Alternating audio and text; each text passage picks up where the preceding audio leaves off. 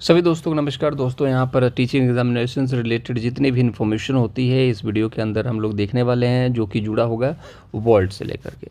ठीक है, तो वर्ल्ड को पहले समझते हैं वर्ल्ड क्या है, उसके बाद हम लोग बाकी चीज़ें पढ़ेंगे। इंडिया के अंदर की सारी चीज़ें पहले देखेंगे। वर्ल्ड को हम लोग 7 महाद्वीपों में बांटते हैं।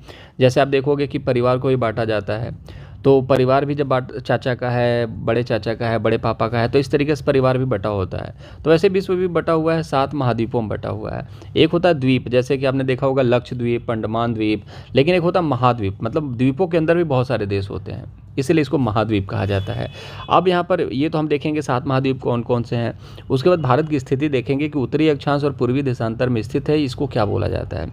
सबसे पहले देखिए ग्लोब है अपना, और इस ग्लोब में आप एक चीज़ देखोगे, इस ग्लोब में आप एक चीज़ क्या देखोगे कि यहाँ पर आपको दिखेगा अपना प्यारा भारत। ठीक है, अब यहाँ पर हम देखते हैं कि पहले 7 महाद्वीप कौन कौन से हैं। तो सबसे जो बड़ा महाद्वीप है वो कौन सा है, वो है आपका एशिया महाद्वीप। ये है एशिया महाद्वीप। उसके बाद कौन सा है, अफ्रीका। ठीक है, उसके बाद चलते हैं हम लोग उत्तरी अमेरिका, फिर उसके बाद हमारा दक्षिणी अमेरिका, फिर आता है आपका अंटार्कटिका, फिर आता है आपका यहाँ पर हरे कलर से यूरोप, और फिर है ऑस्ट्रेलिया। तो ऑस्ट्रेलिया जो है सबसे छोटा महाद्वीप है, एशिया जो है सबसे बड़ा महाद्वीप है। ठीक है, तो यहाँ पर आप देखोगे कि जो एशिया है पूरब में प्रशांत महासागर से लगता है, उत्तर में आर्कटिक सी से लगता है, और दक्षिण में जो होता है वो हिंद महासागर से लगता है। ये हमारे एशिया की बात हो गई, और एशिया के अंदर ही भारत स्थित है। तो अब देखिए ये पहले नंबर पे है एशिया, दूसरे नंबर पे है अफ्रीका, तीसरे नंबर पे है उत्तरी अमेरिका जिसमें आपको देखने को मिलता है यूएसए, चौथे नंबर पे आपने देखा होगा ब्राज़ील, नाम सुना होगा, अमेज़न वगैरह सुना होगा आपने, अर्जेंटीना जो अभी वर्ल्ड कप जीता है रिसेंटली। तो चौथा वो दक्षिणी अमेरिका का पार्ट है। पाँचवें में आप देखोगे कि यहाँ पर कोई रहता तो नहीं है, लेकिन इसको श्वेत रेगिस्तान कहा जाता है। दुनिया का सबसे बड़ा श्वेत रेगिस्तान कौन सा है, वो है आपका यहाँ पर अंटार्कटिका में। ठीक है, छठवें नंबर पर है यूरोप, जैसे इंग्लैंड जिसको कहते हैं, ये यूरोप को लिखते हैं। स्विट्जरलैंड वगैरह यहीं पर है। स्विट्जरलैंड बहुत सारे लोग अमेरिका में सोच लेते हैं, स्विट्जरलैंड यूरोप में है। और ये है ऑस्ट्रेलिया।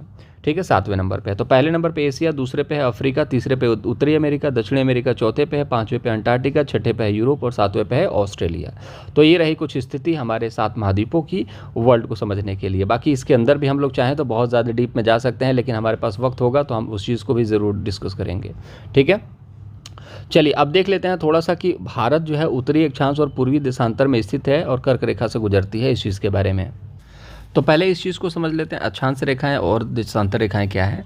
तो पहले हम देख लेंगे ये जो रेखा है ना, ये है 0 डिग्री, इसको भूमध्य रेखा कहते हैं। और जो बड़ी लाइनें होती है ना, इसको क्या बोलते हैं, अक्षांश रेखाएं बोलते हैं। ठीक है, इसको अक्षांश बोलते हैं जो बड़ी लाइनें होती हैं। और जो खड़ी लाइनें होती हैं, जैसे ये खड़ी लाइन है, ठीक है, इसको बोलते हैं देशांतर रेखाएं। आप देख रहे होंगे ऐसे, ये होती हैं देशांतर रेखाएं। तो अब यहाँ पर देखिए 0 डिग्री अक्षांश को क्या बोला जाता है, भूमध्य रेखा बोला जाता है, इक्वेटर बोला जाता है, 0 डिग्री बोला जाता है। ठीक है, और यहाँ पर सबसे ज़्यादा बारिश होती है, सबसे ज़्यादा गर्मी यहीं पर पड़ती है। दूसरा आता है 0 डिग्री देशांतर रेखा को कहा जाता है। तो 0 डिग्री देशांतर कहाँ से निकलता है, ये गुजरता है आपका लंदन के एक स्थान है, लंदन का एक स्थान है, वहाँ से गुजरता है। तो लंदन याद रख लीजिएगा, लंदन से गुजरती है 0 डिग्री। इसको बोलते हैं अंतर्राष्ट्रीय मानक रेखा, अंतर्राष्ट्रीय मानक रेखा बोला जाता है इसको, मानक रेखा। और 180 डिग्री देशांतर को क्या बोला जाता है, ठीक है, 0 डिग्री देशांतर को बोला जाता है अंतर्राष्ट्रीय मानक रेखा, अंतर्राष्ट्रीय मानक रेखा। ठीक है, और 180 डिग्री देशांतर को बोला जाता है अंतर्राष्ट्रीय तिथि रेखा। ठीक है, तो याद रखिएगा, अंतर्राष्ट्रीय समय रेखा है 0 डिग्री, अंतर्राष्ट्रीय तिथि रेखा है आपका 180 डिग्री देशांतर में, और अक्षांश में 0 डिग्री होता है, उसको भूमध्य रेखा बोला जाता है।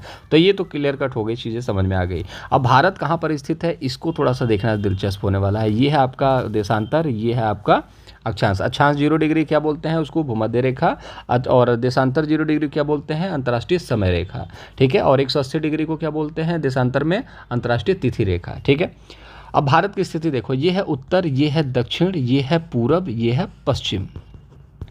अब भारत अक्षांश रेखा से कहाँ है, तो उत्तर की तरफ ही तो है, क्योंकि बॉर्डर क्रॉस कर चुका है। तो भारत कहाँ पर है, उत्तर दिशा की तरफ है। ठीक है, तो अक्षांश में कहाँ पर है, अगर बड़ी लाइनों की बात करें तो कहाँ पर है, उत्तर दिशा में है। ठीक है, तो बड़ी लाइनों में कहाँ पर है, भूमध्य रेखा से ऊपर है, उत्तर दिशा में है, तो इसलिए उत्तरी अक्षांश में पड़ता है। ठीक है, अगर हम खड़ी लाइनों की बात करें, खड़ी लाइनों में कहाँ पर है, तो खड़ी लाइनों में ऐसे देखा जाए तो किस साइड में है, पूरब में है कि पश्चिम में है, तो सिंपल सी बात है ये पूरब में पड़ता है। तो उत्तर में पड़ता है अक्षांश के तौर पे तो उत्तरी अक्षांश, और पूरब में पड़ता है देशांतर के तौर पे, क्योंकि 0 डिग्री के बाद इधर आपका क्या है, पूरब है, तो पूर्वी देशांतर में पड़ता है। अब यहाँ पर कितने डिग्री उत्तर है, कितने डिग्री दक्षिण है, ये सब हम इंडिया की क्लास में देखने वाले हैं। अभी हम लोग पढ़ रहे हैं वर्ड। ठीक है, अब यहाँ पर आप देख लेंगे थोड़ी सी मोटी मोटी चीज़ें और मैं आपको बता देता हूँ। जैसे कि आपने देख लिया, ये है एशिया पहला सबसे, दूसरा है अफ्रीका, तीसरा उत्तरी अमेरिका, चौथा है दक्षिण अमेरिका, पाँचवा अंटार्कटिका, छठा है आपका यूरोप, और सातवां है आपका ऑस्ट्रेलिया। सबसे छोटा महाद्वीप है ऑस्ट्रेलिया महाद्वीप। ठीक है, अब दूसरी चीज़ बात करेंगे कि यहाँ पर 71% जो है, ठीक है, 71% क्या होता है, यहाँ पर आपका जल ही जल है, और 29% क्या है आपका थल है। ठीक है, जहाँ पर हम रहते हैं, जैसे ये देखो, ये सब क्या थल है। लेकिन आप देखोगे कि ये जो है चीज़, ये क्या है, ये जितनी वाइट वाइट चीज़ें दिख रही हैं, ये सब क्या है, जल ही जल है। सोचो कितना ज़्यादा जल है। अब हम ये भी बात कर लेते हैं महासागर कितने होते हैं। महासागर बेसिकली होते तो 5 हैं, लेकिन माना जाता है 4 और 5, इस तरीके से माना जाता है। होते 4 ही हैं लेकिन 5 मान लिया जाता है। तो ये जितने दिख रहे हैं ना, ये महासागर हैं। ठीक है, महासागर हैं जिनका कोई अंत नहीं है। ठीक है, ये महासागर हैं। ठीक है, अब देख लेते हैं कौन कौन से महासागर हैं, क्योंकि आपने देखा कि 29% सिर्फ थल है, बाकी जल जो है 71% है, और 71% जल में से 97.5% जल जो है वो समुद्रों में है, जो कि खारा है। इसको आप पी नहीं सकते, पीने के बाद आपको बहुत तगड़ी बीमारी हो जाएगी, आप जी नहीं पाएंगे, सर्वाइव नहीं कर पाएंगे। बचा कितना, 2.5% पीने वाला। अब 2.5% पीने वाले में से भी लगभग 68% जो है वो ग्लेशियर वगैरह में है, आपको जाना पड़ेगा माउंट एवरेस्ट पर चढ़ने के लिए, पीने के लिए, वो शुद्ध पानी है। तो अब 2.5% में से भी आप देखोगे तो 68% जो है वो आपका ग्लेशियर वगैरह में मिलता है। बाकी जो बचा कुचा है वो आपका नदियों में मिल जाएगा, या फिर आपके भूमिगत जल में मिल जाएगा, जिससे आप पानी पीते हो। ठीक है, चलिए, तो ये रहा कॉन्सेप्ट पूरा कि 71% जल है, जल में से भी 71% जो जल है और बाकी 29% थल है। तो जो जल है 71%, उसमें से भी 97% जो पानी है वो पीने लायक है नहीं। बाकी जो बचा है उसमें से भी हिमनदों बहुत सारे जो है, अब ग्लेशियर है वहाँ पर शुद्ध पानी है। बाकी जो शुद्ध पानी जो बचता है वो सब भूमिगत जल में बहुत 0.1 में है, 0.1 में है। अब इस चीज़ को समझ लो, इतना कम पानी हम लोगों के पास है पीने वाला। बाकी पानी तो बहुत है। ठीक है, पानी की कभी दिक्कत नहीं होगी, लेकिन पीने वाली पानी की दिक्कत होगी, इसको याद रखना। ठीक है, तो यहाँ तक हम लोगों ने देख लिया। अब ये देखिए, ये है आपका प्रशांत महासागर, सबसे बड़ा महासागर है।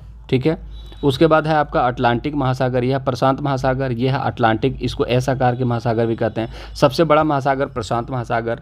ठीक है, अब प्रशांत महासागर के बारे में बहुत सारी चीज़ें हैं, उसको भी हम लोग बाद में डिस्कस करेंगे, क्या क्या है, कितने सारे यहाँ पर ज्वालामुखी भी हैं।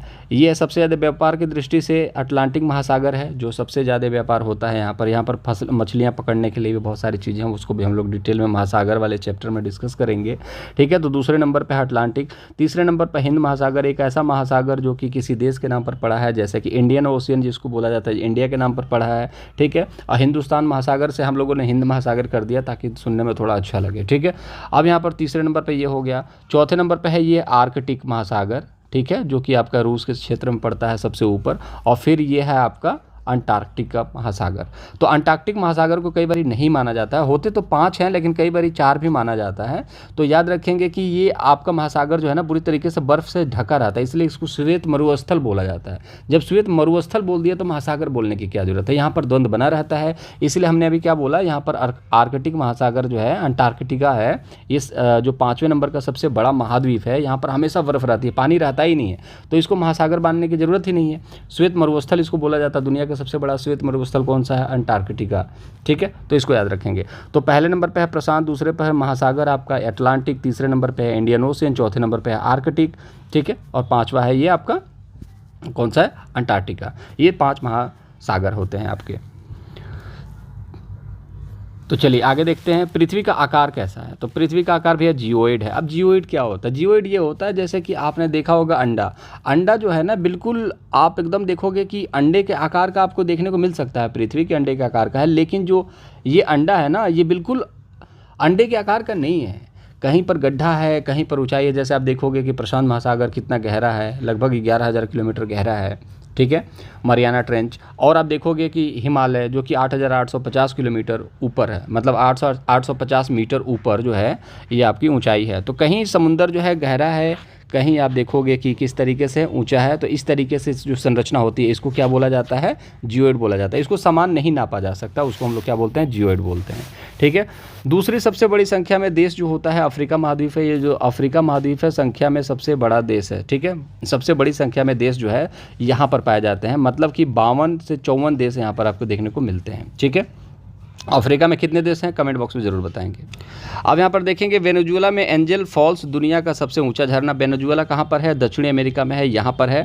तो वेनेजुएला में सबसे ज़्यादा दुनिया का ऊंचा झरना है, ये बार बार पूछा जाता है। जो भी इंपॉर्टेंट टर्म्स है वो मैंने आपको बता दिए हैं, बाकी इंपॉर्टेंट टर्म्स जो है उसको मैं आपके साथ डिस्कस कर रहा हूँ। एक चीज़ बताना मैं भूल गया कि इस तरीके से अगर लंबाई की बात करेंगे, अगर भूमध्य रेखा की लंबाई की बात करें तो भूमध्य रेखा की लंबाई होती है 12,756। और अगर हम बात करें इस तरीके से ध्रुवों की बात करें कि कितनी लंबाई है तो 12,714। ठीक है, इस तरीके से आप इसको याद रखेंगे, किलोमीटर में है। ठीक है, दक्षिण से पूरब से पश्चिम की जो लंबाई है 12,756 है, और उत्तर से दक्षिण की जो ध्रुवों की लंबाई है वो 12,714 है। ठीक है, क्योंकि पृथ्वी आप देख रहे हो यहाँ पर चपटी है, इस वजह से थोड़ा सा डिस्टेंस जो है कम देखने को मिलता है। 12,756 से लेकर के आ जाता है 12,714। ठीक है, अब यहाँ पर कुछ नदियों से सवाल बन जाते हैं। कांगो नदी भूमध्य रेखा को 2 बार में काटती है। ये कांगो नदी है, ये 2 बार में भूमध्य रेखा को 2 बार काटती है। एक बार आती है फिर जाती है, फिर एक बार आकर के काट देती है। ठीक है, लिम्पोपो नदी जो है मकर रेखा को 2 बार काटती है, तो लिम्पोपो नदी आती है फिर काट देती है। फिर एक माही नदी है इंडिया में जो कर्क रेखा को 2 भागों में काटती है। जब हम लोग इंडिया पढ़ेंगे तो माही नदी के बारे में भी देखेंगे। कर्क रेखा जो है वो भूमध्य रेखा के ऊपर है, मकर रेखा भूमध्य रेखा के नीचे है। भूमध्य रेखा के नीचे होने की वजह से क्या होता है कि वो सब डिस्कस करेंगे, भूमध्य रेखा कर्क रेखा अलग से। ठीक है, फिर आगे देख लेते हैं थोड़ा सा। विश्व में क्षेत्रफल की दृष्टि से सबसे बड़े देश जो है घटते क्रम में सबसे बड़ा देश है रूस, यहाँ पर रूस है। दूसरा बड़ा देश है कनाडा, यहाँ पर ऊपर है कनाडा। तीसरे नंबर पे है चाइना, यहाँ पर आपका चाइना, पहले यहाँ पर रूस है, फिर यहाँ पर देखोगे आप यहाँ पर रूस है, फिर उसके बाद आप देखोगे यहाँ पर मैं दिखा देता हूँ कहाँ गया आपका कनाडा, यहाँ पर कनाडा है। फिर उसके बाद कलर चूज़ कर लूँ, कनाडा के बाद यहाँ पर चाइना है, यहाँ पर चाइना है। ठीक है, ये चाइना है, ये चाइना है भारत के ऊपर। फिर उसके बाद संयुक्त राज्य अमेरिका है, यहाँ पर संयुक्त राज्य अमेरिका है। फिर उसके बाद आ जाएगा, देखिए तो देखिए पहले आप देखेंगे रूस, यहाँ पर रूस आ गया। ठीक है, यहाँ पर रूस है, तो फिर रूस ऊपर से ऊपर चले जाएंगे, रूस है और रूस से ऊपर यहाँ पर क्या है, कनाडा। दूसरे नंबर पे कनाडा है। फिर तीसरे नंबर पे चाइना आएंगे, चाइना से फिर नीचे आएंगे, जैसे रूस के नीचे चाइना आया तो फिर कनाडा के नीचे यूएसए आ गया। फिर पहला रूस, दूसरा आपका कनाडा, तीसरा चाइना, चौथा अमेरिका, और पांचवें की बात करें तो यहाँ पर है ब्राज़ील, जहाँ पर अमेजन वन पाए जाते हैं। छठे पे है ऑस्ट्रेलिया, सातवें पे अपना प्यारा भारत। ठीक है, और इसके बारे में आपने बहुत सारे ट्रिक पढ़े होंगे। ठीक है, चीन रुक आजा, अब इस तरीके कुछ है, बट उसकी ज़रूरत नहीं पड़ेगी। यहाँ पर पढ़ रहे हो तो आपको कॉन्सेप्ट समझ में आ जाएगा। यहाँ पर सबसे ज़्यादा है आपका रूस, उसके ऊपर है कनाडा, जब उसके नीचे आप आओगे फिर तीसरे नंबर पे फिर रूस के नीचे आ जाओगे, फिर चौथे नंबर पे कनाडा के नीचे आ जाओगे, फिर पांचवा ब्राज़ील है, छठा आपका यहाँ पर ऑस्ट्रेलिया है, और सातवां आपका भारत है। बात खत्म। ठीक है, विश्व के सबसे बड़ा नदी द्वीप जो है माजुली द्वीप है, इसको याद रखेंगे, यहाँ से सवाल बनते हैं। तो सबसे बड़ा नदी द्वीप जो है वो माजुली द्वीप है। कहाँ पर है, असम में है, भारत में है। और जब असम पढ़ेंगे तो माजुली द्वीप को हम लोग डिटेल से पढ़ेंगे। तो ये आज का कुछ इंपॉर्टेंट लेसन था, वर्ल्ड हिस्ट्री से, वर्ल्ड मैप से रिलेटेड कुछ क्वेश्चन थे, इंपॉर्टेंट क्वेश्चन जो परीक्षा में पूछते हैं उनसे ही रिलेटेड हम चीज़ों को डिस्कस कर रहे हैं। इससे ज़्यादा भी चीज़ें पढ़ी जा सकती हैं, लेकिन उसका औचित्य नहीं है, पढ़ने का कोई मतलब है नहीं। जितना इंपॉर्टेंट है वो सारी चीज़ें मैंने बता दी। बाकी बहुत सारी चीज़ें जो इंपॉर्टेंट है वो इंडिया को लेकर के है। तो जो भी इंडिया का हम लोग चैप्टर पढ़ेंगे वहाँ पर बहुत सारी चीज़ों को डिस्कस करेंगे। तो चैनल को सब्सक्राइब कर लेंगे तो आपको आने वाले वीडियो के नोटिफिकेशन मिल जाएंगे। कोई सजेशन सुझाव हो, किसी तरीके की वीडियो की रिक्वायरमेंट हो तो कमेंट बॉक्स में जरूर बताएंगे, दोस्तों के साथ शेयर करेंगे। टेक केयर, सेल्फ ख्याल रखें।